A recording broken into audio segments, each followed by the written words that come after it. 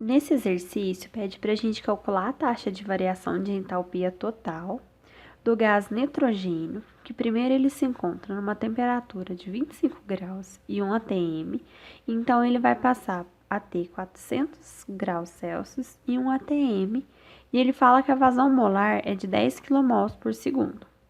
Aqui eu trouxe só para relembrar, né, um lembretezinho sobre as notações. O ΔH, quando a gente escreve desse jeito, significa que ele é o molar, em joule por mol. O ΔH com esse chapeuzinho é o específico, que é joule por quilograma. E o ΔH total é joule por segundo. Bom, para a gente calcular, então, essa variação de entalpia, o que a gente sabe? Que ΔH é integral de Cp dt. Isso porque a nossa pressão ela é constante. Bom, mas como que a gente determina quem é Cp? Aí a gente precisa ir lá naquela tabela, que é essa daqui, que a gente tem os nossos dados de Cp. Bom, nesse caso que é o nitrogênio, o que a gente faz? A primeira coisa que a gente tem que se atentar é nessa parte que diz a forma. A gente pode ter a forma 1 ou a forma 2. Nesse caso, é a forma 1. Se for a forma 1, o que acontece? Vocês vão subir, aqui no topo a gente tem a forma 1 e forma 2.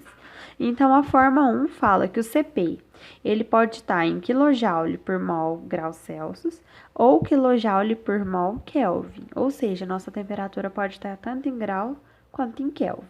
E ele fala que vai ser descrito por A mais BT mais CT ao quadrado mais DT ao cubo.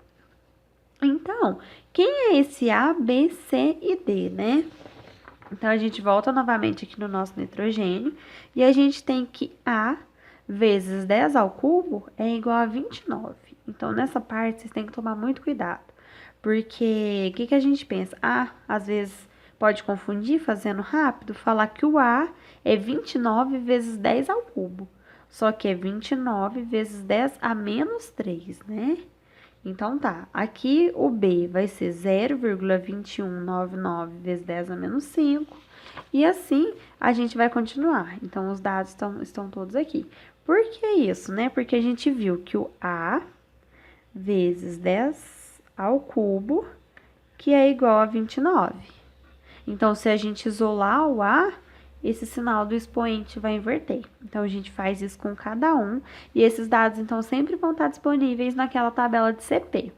E aí, o que a gente faz, né? A gente vem, substitui aqui o CP dentro da integral, faz a integral, né?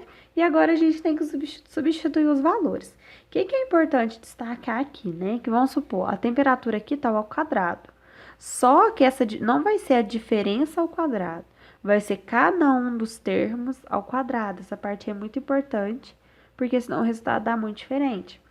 A mesma coisa aqui que está ao cubo. Então, é 1 ao cubo menos o inicial ao cubo. Na quarta, mesma coisa. O final à quarta menos o inicial à quarta.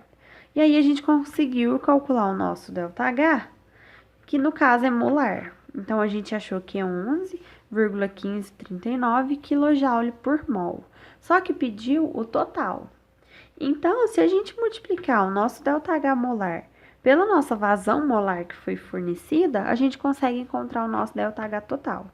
Então, a gente tem que a vazão é 10 kmol por segundo. Passei de quilomol para mol, né? Porque o nosso ΔH está em mol. E consegui encontrar, então, que o nosso ΔH total é 111,54 kW.